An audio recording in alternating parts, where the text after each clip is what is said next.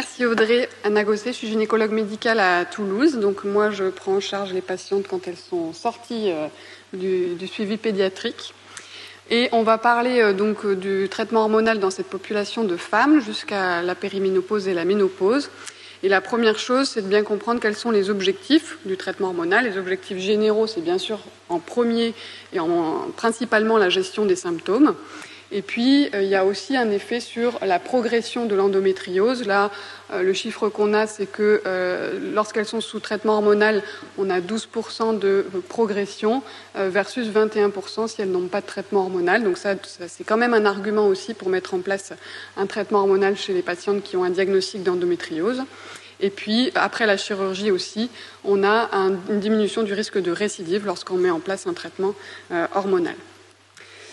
Donc, au cours de la vie, on a vu l'adolescente, on arrive à la femme en âge de procréer, et on a des recos qui nous disent pour le CNGOF en 2018, finalement plutôt contraception reprogestative ou DIU, le levonorgestrel en première intention. Les CHRE dit à peu près tout, on peut faire à peu près tout ce qu'on veut dans l'ordre qu'on veut. Et puis les recommandations de 2025 sur la prise en charge des douleurs pelviennes liées à l'endométriose, c'est un petit peu dans ce sens. Et en gros, on peut faire un peu le traitement hormonal qu'on veut en première intention. En fait, les traitements hormonaux, il n'y a pas suffisamment de données pour dire qu'il y a une hiérarchie à mettre sur les traitements hormonaux pour savoir lequel est plus efficace que l'autre. C'est pour ça qu'on peut les mettre tous sur le même plan d'efficacité et qui va être très variable en fonction des patientes de toute façon, très personne dépendant.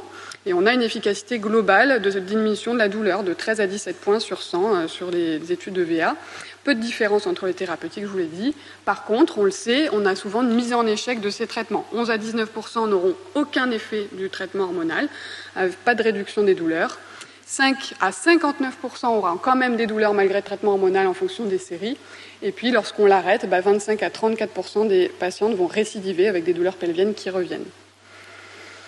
Donc finalement, qu'est-ce qu'on va privilégier? En gros, ce qu'il faut se dire, c'est que vous les voyez souvent, pas toujours en première intention. Donc en première intention, on va souvent au plus simple. On met en place une contraception reprogestative s'il n'y a pas de contre-indication, en discutant avec la patiente sur ce qu'elle souhaite. Et puis en fait, globalement, elles vont avoir souvent plusieurs lignes de traitement. Et on va aller d'une molécule à l'autre. Alors j'ai mis des flèches, mais en fait elles peuvent aller vraiment dans tous les sens. On peut faire un petit peu dans l'ordre qu'on veut. C'est vraiment à chaque fois une discussion sur balance bénéfice-risque de chaque traitement. Qu'est-ce qu'elle a déjà essayé? Qu'est-ce qui a été efficace?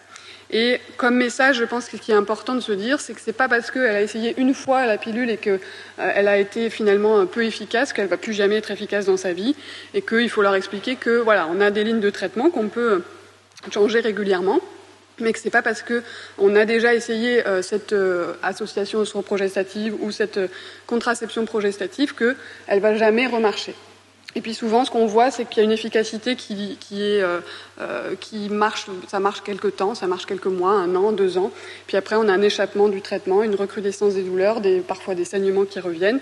Donc on est amené à changer de classe thérapeutique et c'est pareil. C'est pas parce que la patiente a échappé une fois à un traitement qu'on ne peut pas le remettre en place plus tard dans la vie. Ce message pour se dire qu'on ne se ferme pas de porte parce que sinon on arrive très vite à être mis en échec sur toutes les lignes de traitement qu'elles ont déjà essayées. On arrive en bout de fil avec plus grand chose à proposer.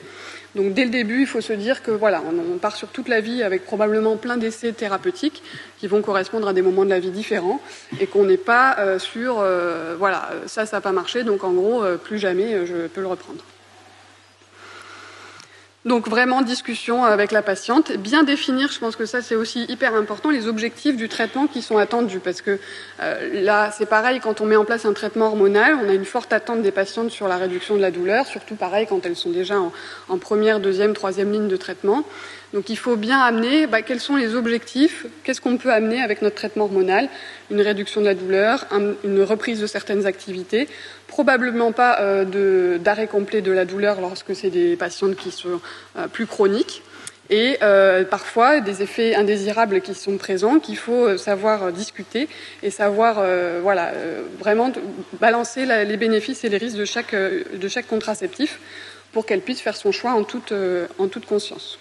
Donc si on parle de la contraception reprogestative, bon vous savez, là on est toujours sur les recos du CNGOF de proposer plutôt les deuxième générations ou les associations avec le Norgestimate. Dans les recos 2025 sur les douleurs pelviennes, ils ont mis aussi toutes les pilules associant de l'estradiol naturel ou de l'estétrol. donc qui sont sur le même plan sur le risque thromboembolique veineux que les deuxième génération, voire un peu moins. Donc elles peuvent être très intéressantes, surtout que par rapport à l'éthényl-estradiol qui est biologiquement très actif, l'estradiol est moins actif, donc peut-être moins de stimulation des lésions d'endométriose. En tout cas, ça peut être des alternatives intéressantes, des contraceptions classiques de deuxième génération.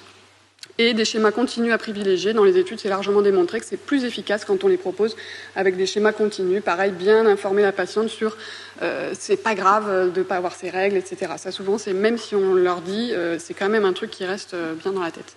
Et progestatif, lequel on va utiliser. Donc vous savez qu'on a les microprogestatifs, donc lévonorgestrel qu'on n'utilise plus beaucoup, qui est très peu antigonadotrope, qui va souvent pas être très efficace, et des ogestrel, étonorgestrel, qu'on utilise aussi, qui peuvent assez bien fonctionner chez certaines patientes, mais pareil, qui ne sont pas très antigonadotropes. Et ce qu'on appelle utérotrophique, ça veut dire que c'est leur affinité avec le tissu endométrial, ou donc l'endométriose aussi. Et donc on voit que le dienogeste, qui n'est pas forcément très antigonadotrope, va être très utérotrophique, donc il va bien marcher parce qu'il va avoir une affinité sur les cellules d'endométriose et sur l'endomètre, donc il va limiter les saignements intercurrents, il va limiter les douleurs. Donc c'est un bon traitement dans ce cadre, mais il n'a pas d'AMM en contraception. Après, le message, il est vraiment être plutôt rassurant. On leur explique comment ça fonctionne et ça se passe bien. Et la drospirénone, qui est aussi un progestatif intéressant parce qu'il est plus antigonadotrope. Il y a un petit peu moins de saignements intercurrents dans les études, même si c'est pas majeur comme différence. Et par contre, il est un peu moins utérotrophique quand même que le dienogeste. Après, en troisième intention, ça dépend un petit peu de où on en est sur l'évolution de la pathologie. On peut utiliser les agonistes de la GnRH et maintenant on a cette association par voie orale d'antagonistes de la GnRH associés à l'acétate de norethystérone et à l'œstradiol, donc qui est intéressante pour avoir l'effet antigonadotrope puissant, et puis d'ajouter une NADBAC-thérapie pour ne pas avoir les effets indésirables du fait d'être complètement en hypoœstrogénie.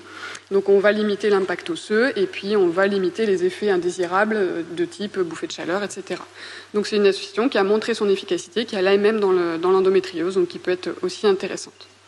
C'est quand même de l'œstradiol par voie orale, donc un tout petit peu attention quand même aux risques cardiovasculaires, notamment chez quelqu'un qui aurait déjà eu un accident vasculaire, c'est pas indiqué.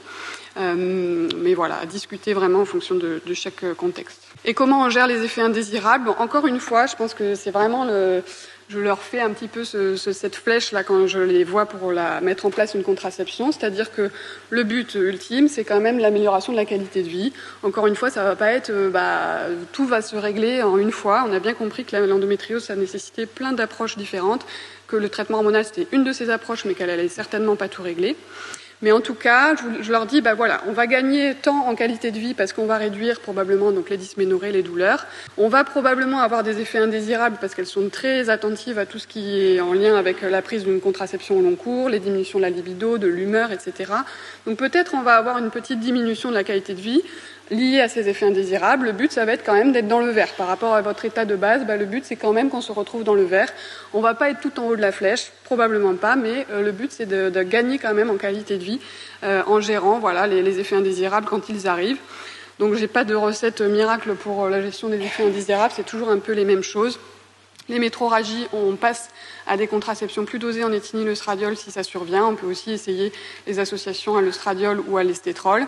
Et puis, lorsque c'est sous-progestatif, vraiment, pareil, l'information, on attend, on essaie d'attendre le plus longtemps possible, 3-6 mois si possible, avant de changer de molécule. Et puis, comme je vous dis, on les revoit souvent, on change souvent de traitement, mais encore une fois, il faut leur dire, c'est pas grave, ça n'a pas marché cette fois-ci, peut-être ça marchera une autre fois dans votre vie. Là, on a d'autres possibilités, on fait ce choix ensemble et on discute ce qui est plus adapté maintenant.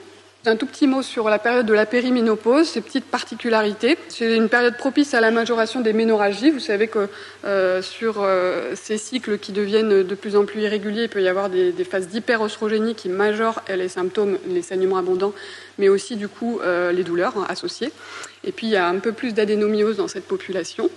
Et on peut avoir aussi des signes d'hypoœstrogénie, donc des signes climatériques qui rendent encore plus compliqué la prise en charge, mais je ne vais pas trop m'étaler là-dessus aujourd'hui. Et puis on a aussi le fait que, en fonction de l'âge, les pilules œstroprogestatives vont pas forcément être les plus adaptées s'il y a d'autres facteurs de risque associés.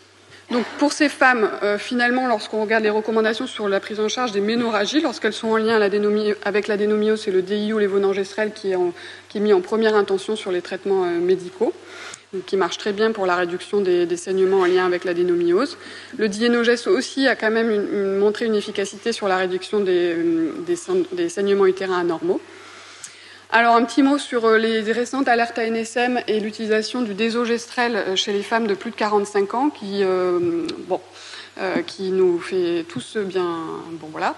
Il faut vraiment rassurer les femmes parce que lorsqu'on regarde un peu les chiffres, il faut traiter 67 000 femmes plus de 5 ans pour un cas de méningiome opéré.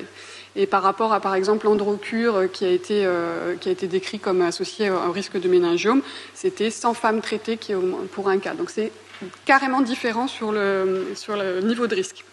Et d'ailleurs, les recommandations ne sont pas du tout les mêmes pour ces deux progestatifs, mais normalement, on est censé les informer. Donc l'information, ça doit surtout passer par de la réassurance. Si c'est une contraception qui fonctionne bien, qui est bien tolérée à cet âge, moi, je ne l'arrête pas pour cette raison en tout cas. Et je pense que c'est le message qu'il faut avoir avec nos patientes. Pour la contraception progestatif, on peut poursuivre s'il n'y a pas de facteur de risque associé.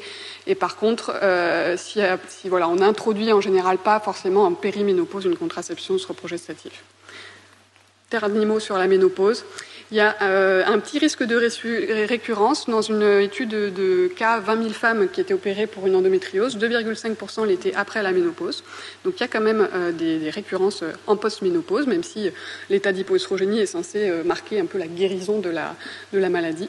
Et il y a ce risque de transformation maligne. On sait que par rapport à une incidence de la population générale, les femmes qui ont un endométriome, dans cette étude où elles étaient suivies 12 ans, elles avaient une augmentation du risque fois 8. Donc chez les femmes qui se présentent et qui ont cet antécédent, on va évaluer la symptomatologie, on va vérifier si elles ont été opérées de manière complète. Et si on envisage un traitement hormonal pour les traiter pour un syndrome climatérique, on va pas traiter de la même manière que les autres femmes, des très petites doses d'œstrogène. Parfois on coupe même des patchs très mini-dosés en deux pour avoir vraiment des minuscules doses. Et on associe la progestérone naturelle dans ce cas, même en cas d'hystérectomie, parce que normalement, on n'a pas besoin d'utiliser de la progestérone s'il y a une hystérectomie. Là, on va la rajouter quand même pour se dire s'il y a encore des mini-lésions qui persistent, on va pas les stimuler seulement avec le stradiol. Tibolone qui peut être intéressante, mais on ne l'utilise pas beaucoup en France, et on réévalue les symptômes douloureux. S'il y a une augmentation des syndromes douloureux à 3 mois, on va soit diminuer largement les doses, soit arrêter. Voilà, donc toujours pareil sur le suivi conjoint, on a besoin de tout le monde pour discuter de ces contraceptions. Il faut qu'on aille tous dans le même sens, je pense, quand on prend en charge les femmes qui sont parfois un peu déçues de leur prise en charge par un ou l'autre des gens parce qu'on arrive en 2e, 3e ligne. C'est important de remettre dans le contexte de, il faut tout le monde pour traiter une endométriose, ça ne se fait pas tout seul. Et on a besoin de messages clairs pour les femmes sur les objectifs des traitements. Et puis de vraiment discuter ces différentes possibilités thérapeutiques, médicamenteuses pour trouver la meilleure alternative pour chaque patiente. Voilà, j'ai fini.